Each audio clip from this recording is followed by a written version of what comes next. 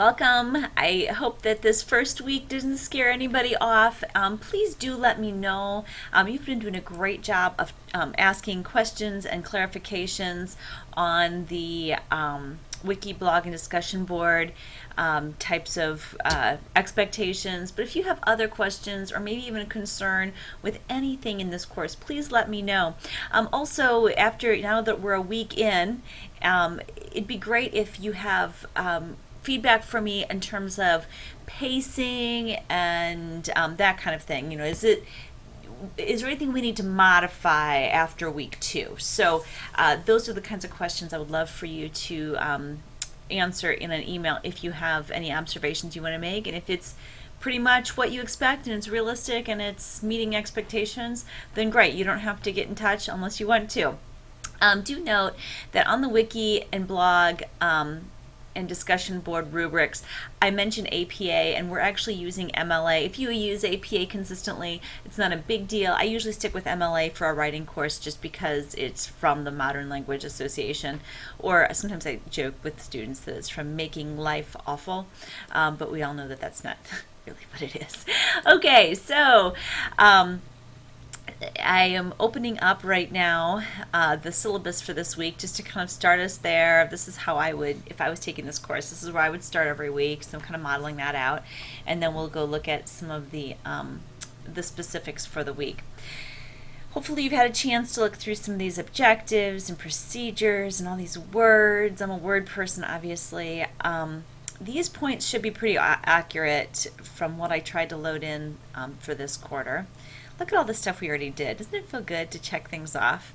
I've been trying to get in the habit for myself lately of making lists of things I get done rather than the things I have to do, because sometimes I'm kind of a list-driven person and sometimes I get overwhelmed by my to-do list. So I'm also making a to-done list, okay? Makes me think of Mater in Cars the movie. Can you tell I have all boys? Okay, week 2. May 19th already, and I know that we're headed into I'm looking at the date here. I guess not this week, next week's Memorial Day. Okay, never mind. Scratch that thought. Okay, our themes this week are looking at the role of the teacher, and we kind of started that last week, so we're going to finish that up, and we're going to look at structuring the writing classroom. And a lot of what we're working with right now is ideologue. I mean, it's the ideal thing that we're after. And sometimes people can be critical of idealists. I think the only way that it's bad to be an idealist is if you never flex from that ideology. So I think it's good to have ideals right now. It's good to have a high mark. I always say about education that if we aim, like if we think of education like a pole vaulter or a high jumper, if we aim for the bar, we're gonna hit it, okay, and knock it off. And if you ever did track, you know that that's not a good scene to knock those bars off. It hurts and it disqualifies that jump. But if we aim our ideologies or our goals higher than that bar, even if we fall a little short, we're still going to miss the bar in a good way. We're going to clear it. And so I think it's good to have these ideals, as long as we know that as we go, we want to flex those ideas. We might start by saying, I had a group of students last semester who said, yes, I want to return students' papers to them within a week. And in my head, I'm thinking, that would not have been physically possible in the teaching situation I was in. I was in a K-12 high school that was a public high school, but only 45 kids in a grade. And so what that did to each teacher is it really loaded us up. So I taught a section of 8th grade, a section of, well, actually, eventually I taught just 10th grade, and a section of 11th, 12th combined, 2 sections of 12th, and did the yearbook in the newspaper, and I taught their creative writing class. You add that up, that's a lot of different preps. I couldn't return work within a week. It didn't work. With the rigor that I was having them write, I had to find creative ways to keep them writing while I was grading and so forth.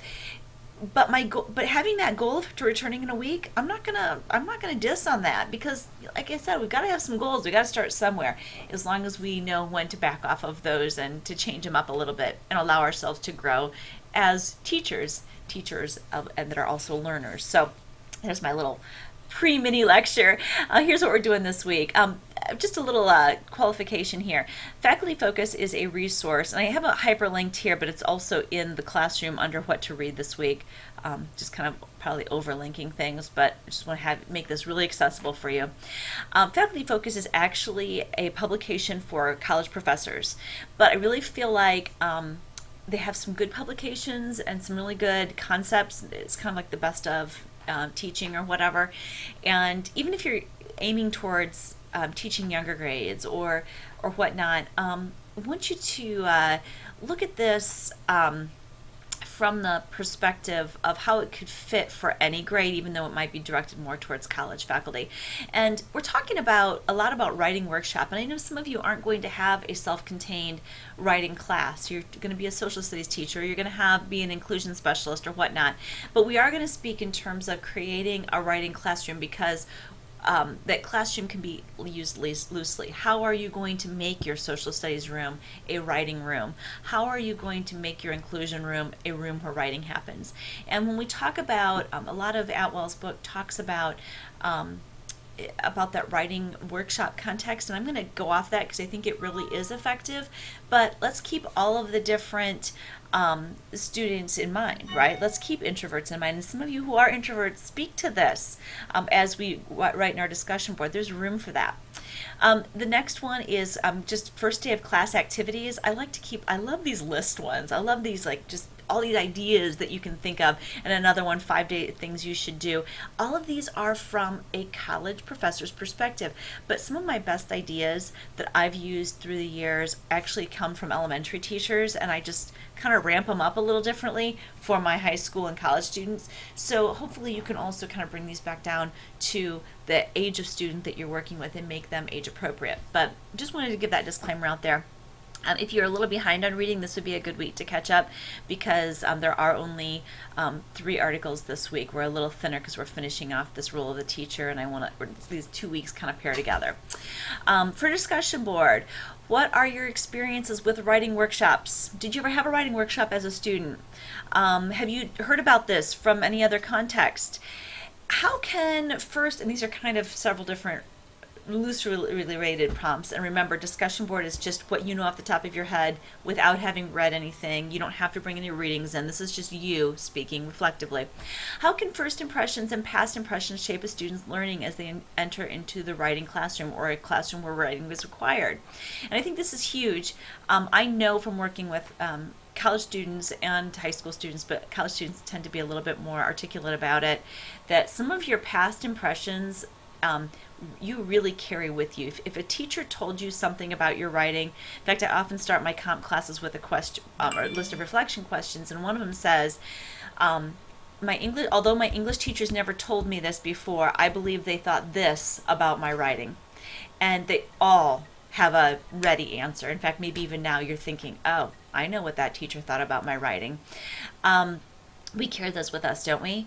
And maybe there are a little bit of a baggage that we have even as we enter into teaching writing. I know I had some really big and still carry with me some really strong ideas about how I should teach writing because of what worked and oftentimes what didn't work for me.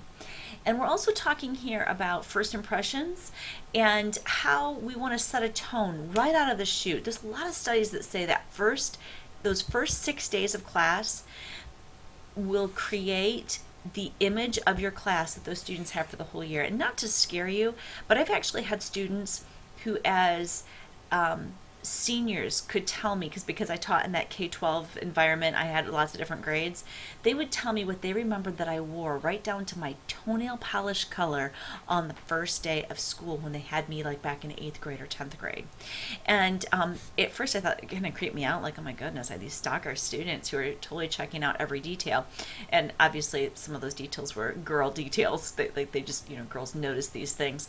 But what did that say to them? How I dressed, how my room was arranged, even the desk features. One thing that I always did is started the year with and I kept them this way most of the year. the desks in as much of a circle as possible. I have a communications background, and most of my workshop and seminar classes were done in circles. And I really found it promoted discussion, and it eliminated the sense of hiding in the back, because the class wasn't deep enough to hide in the back. You only had like you could be 3 chairs back, and that's it. So just things to think about, how you're creating a first impression, how first impressions have made a difference to you. I had a teacher friend tell me, a male teacher, who said he wore a necktie the first 6 days of class, and the rest of the year the kids actually thought of him as the necktie guy, even though he didn't need to wear them all the time. The idea being is you're going to establish a lot and say a lot. More is caught than taught, and that's because we are so in tune those first days of school as learners, and so be in tune as a teacher as well. And you can use your own experience here. You can use readings. You can guess what you think students might be coming into your classroom with. That's what the conjecture part is. So either way. For the blog, I want you to make your own top 5 list. Definitely draw on these activities. But if you want to make your own, that's fine too. But do at least, give a nod to some of the articles, so that kind of just sort of the reading check, so to speak. And I want you to have at least introduced yourself to those. You can morph off of those into something original. And if you have another resource you want to bring in, that's fine. That's totally fine. But don't spend a lot of time researching. It's not worth your time this week. We'll have time for that later, and as the course develops.